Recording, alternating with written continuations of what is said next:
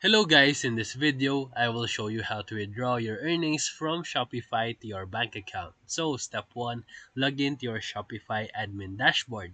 Step 2, go to your settings and then payments and look at your Shopify payment setup. Step 3, under the payouts, you will see your account balance and the upcoming payout date. Step 4, Shopify automatically transfer your funds to your connected bank account based on your payout schedule, which is usually every 1 to 3 days. Step 5. If you want to change your payout schedule or bank account, you can click the Manage button under the Shopify Payments section and update your bank details. Step 6. To track the transfers, you can go to your Finances section and then click Payouts, and you will see completed and pending payouts there.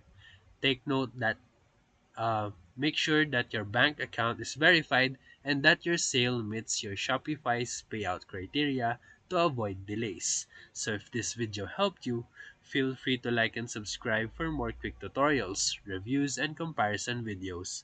Thank you for watching.